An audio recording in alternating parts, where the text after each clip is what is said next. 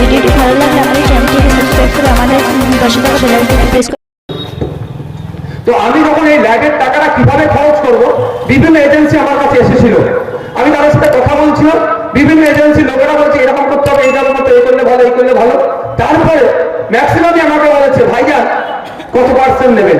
প্রথমে যখন আমি শুনছি আমি অবাক হয়ে গেছি, কত পার্সেন্ট নেবো মানে? আমি ভালো করে বলো, বলছে কত পার্সেন্ট আপনার জন্য রাখতে হবে। আমি যখন টাকা দিয়েছি, আমি ভাই ঠিক করে বলো তো। তখন বলছে ভাইজান আপনি জানেন না এমপি এমএলএ দের যে টাকাগুলো আসে, সেই টাকার যে কাজটা হয় ওর থেকে অনেক এমপি এমএলএ 30% 20% হয় কাজ মানে নিয়ে নেয়। বুঝতে পারছেন কত কামানোর লাইন আছে?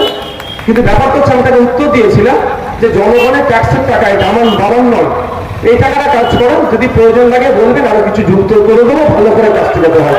তো এইখানে আপনি উদাহরণের জন্য বলছি, একটা হাইমাস লাইট করতে 3.5 লাখ টাকা খরচ আছে খুব বেশি হলে। সেই লাইটটা দেখবেন হয়তো কল্যাণ বাবুদের কেন এখন শ্বেতপত্র প্রকাশ করছে না, 75 কোটি টাকা কোথায় কোথায় খরচ করেছে, কেন জনমানুষ আনছে না? আমি ভাঙনের বিধায়ক, আমি ভাঙনের মানুষকে আশ্বস্ত করে রেখেছি 5 বছর শেষ হওয়ার সাথে সাথে আমি ওই 3.5 কোটি টাকা মতো হিসাবে পাবো,